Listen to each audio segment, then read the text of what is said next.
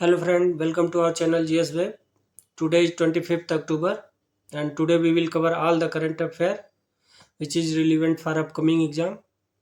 और 25 अक्टूबर के जितने करंट अफेयर बन सकते हैं वो हम इस सीरीज में कवर करेंगे आज.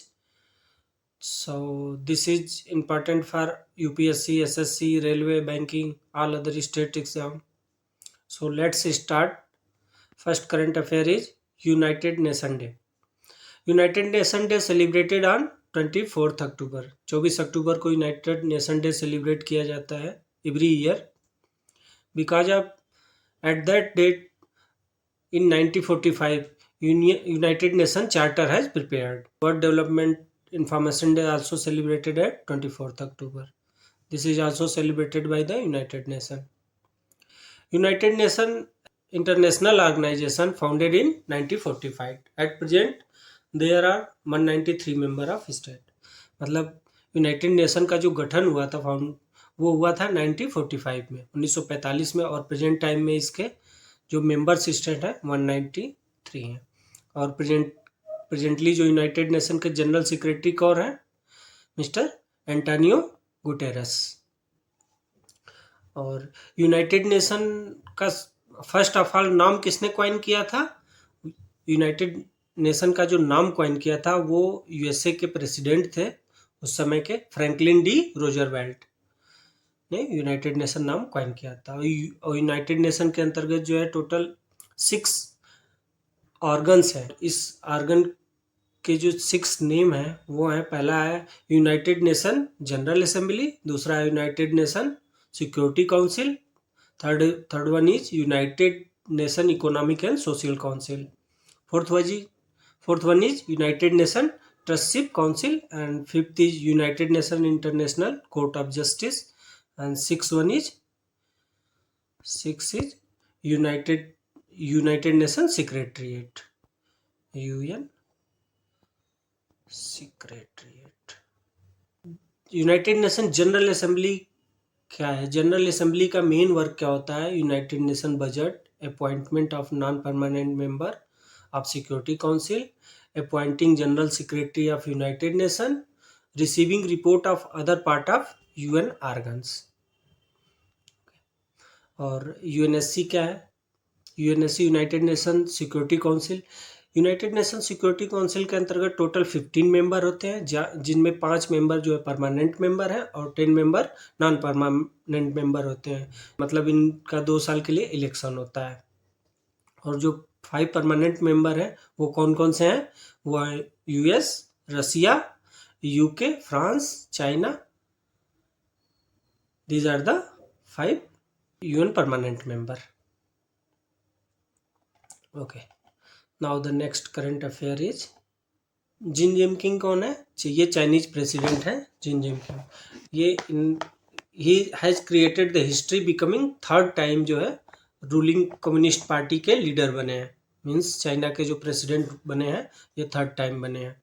जब पार्टी फाउंड हुआ था तब से जो इस पार्टी के फाउंडर थे वो 2 बार बने थे. जो कम्युनिस्ट पार्टी है उसके ये लीडर हैं, और उस कम्युनिस्ट पार्टी को फाउंडर कौन है? Mao Zedong, to get elected and unprecedented third time in power. Some important points related to China which is important. China और इंडिया का जो बॉर्डर लेंथ है वो कितना है?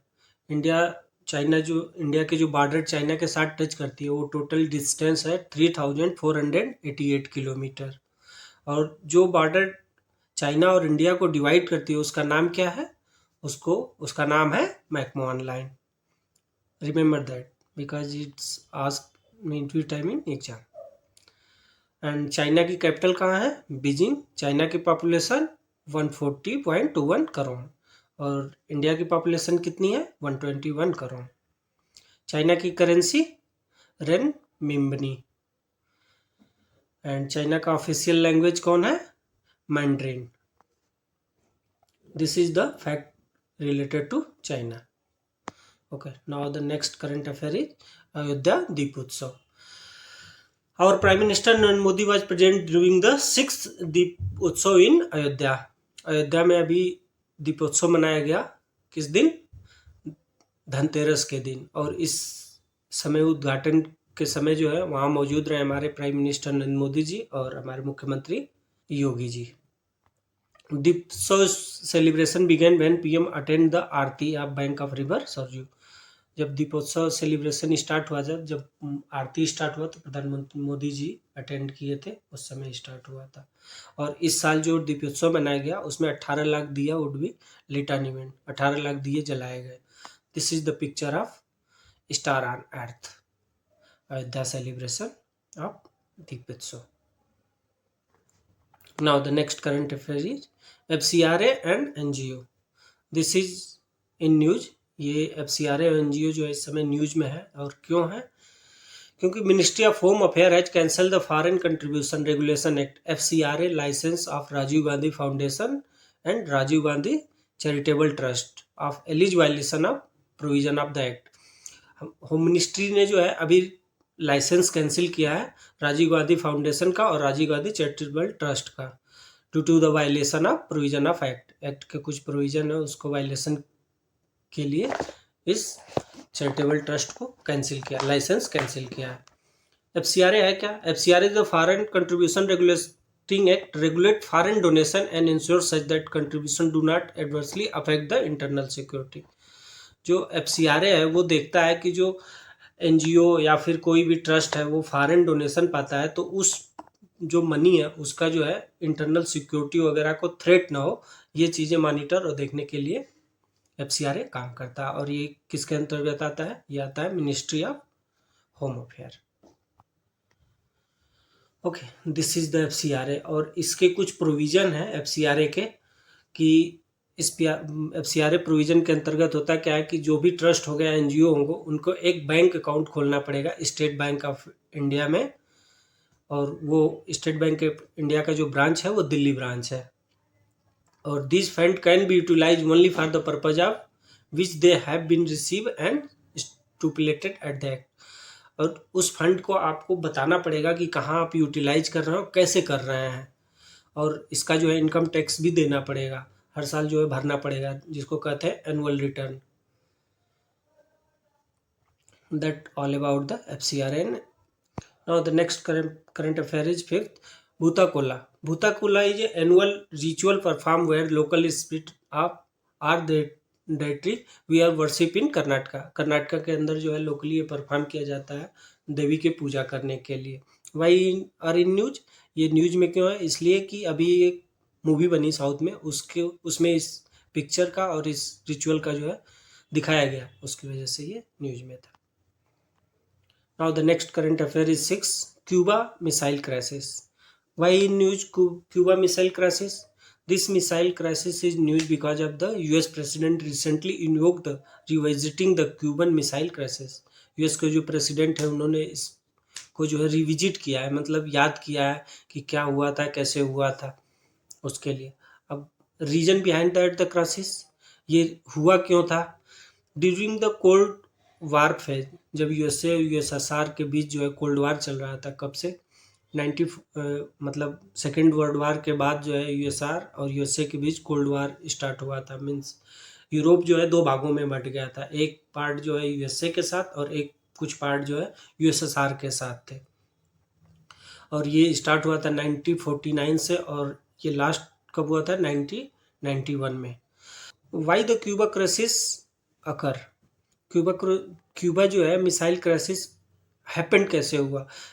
हुआ क्या था, USA ने जो है अपनी एक मिसाइल थी, उस मिसाइल का नाम था जुपिटर, जिसको उसने टर्की में जो है प्लेस कर दिया, टर्की में जो है लगा दिया था।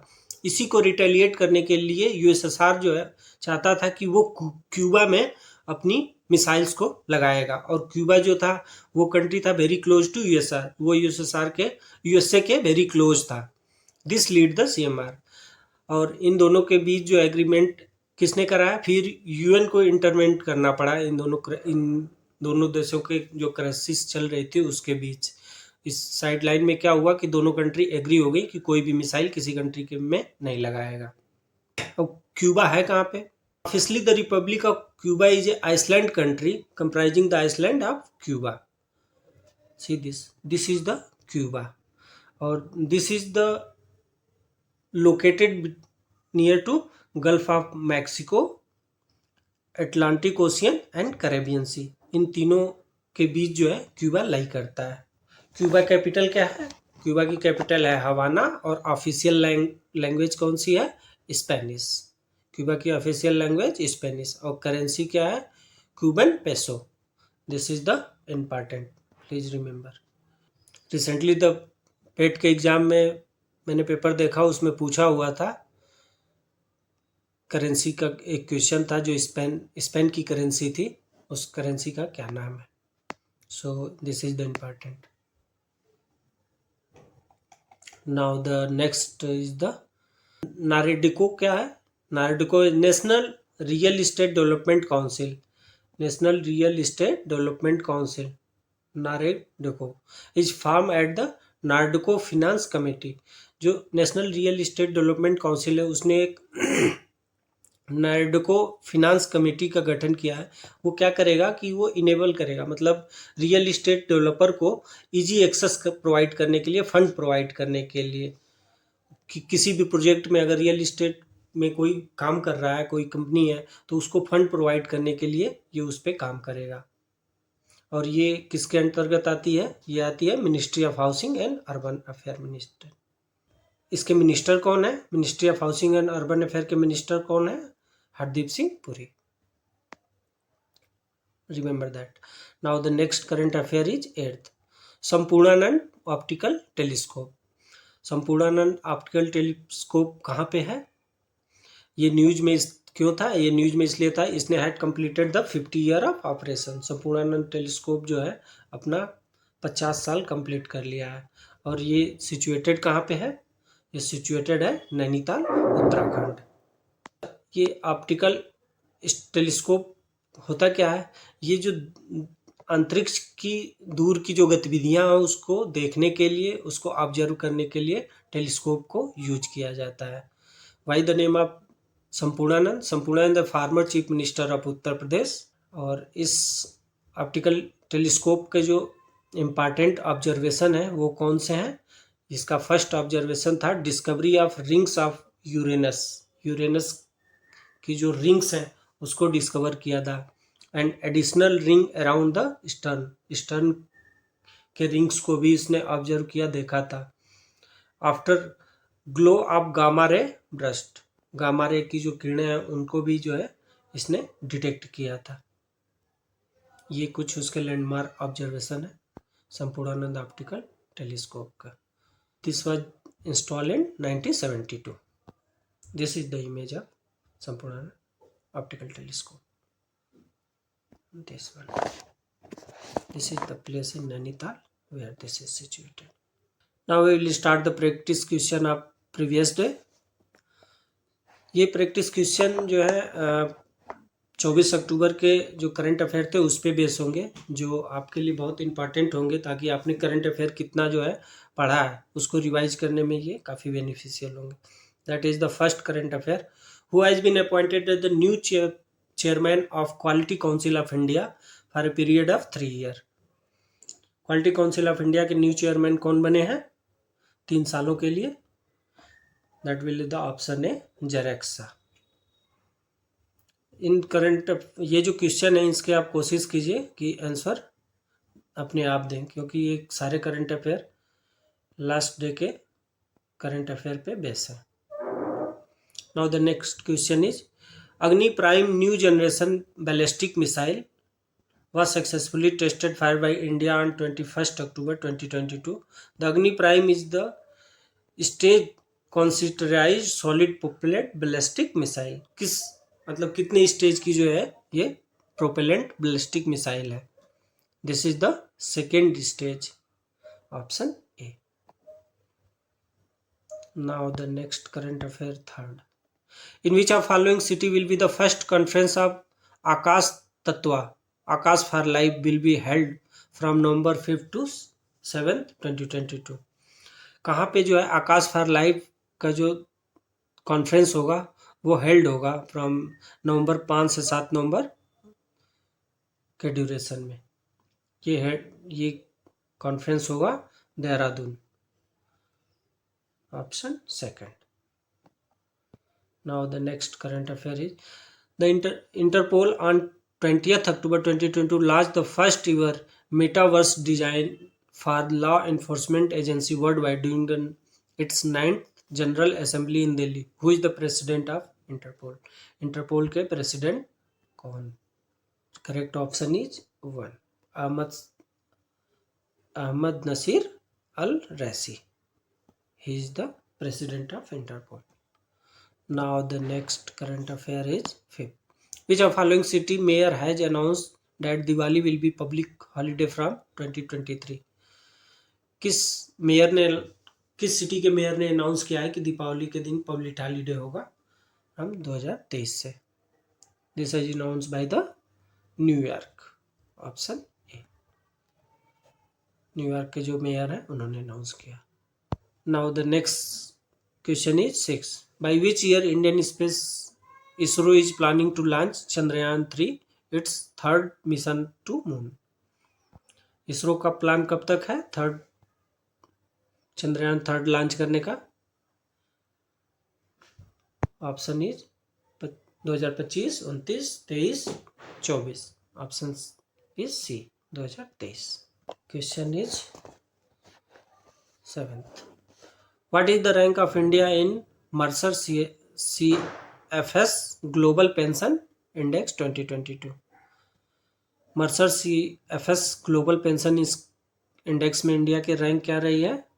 इस साल इसकी रैंक रही है 41. Option 1. Now the next question is who has been designated at the principal scientist of Aditya L1 mission of ISRO? ISRO का जो आदित्य L1 मिशन है उसका प्रिंसिपल साइंटिस्ट कौन बना है?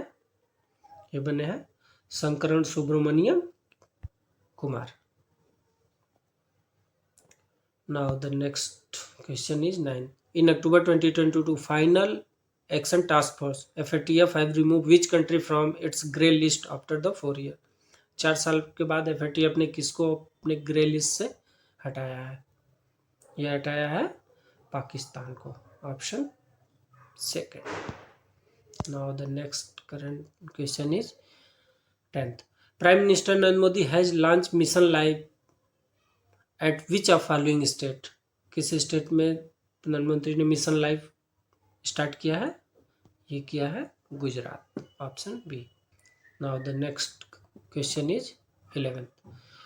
The 5th Khelo India youth game 2022 will be held in which of following state? 5th Khelo India youth game 2022 का कहाँ पे होगा? It will happen in Madhya Pradesh. Option सी.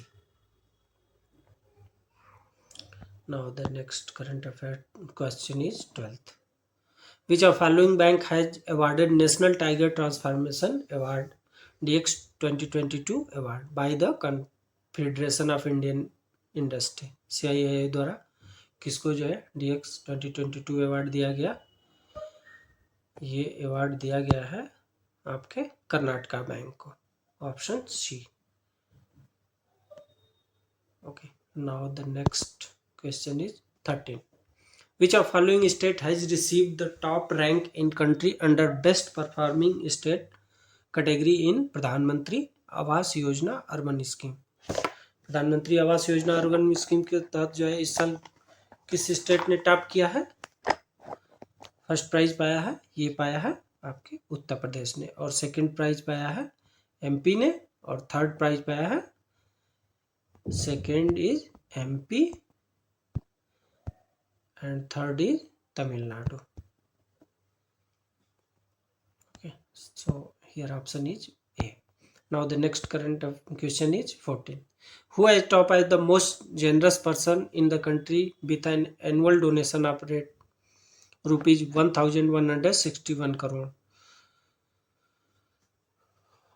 किस व्यक्ति ने जो है डोनेशन किया है? ये डोनेशन किया है option A Shiv Nadar. India में सबसे ज़्यादा डोनेशन देने वाले इस साल के व्यक्ति हैं.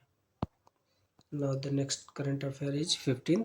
विच of following dish has won the most popular GI award in food item category? कौन से GI most popular GI award पाया है किस फूड ने?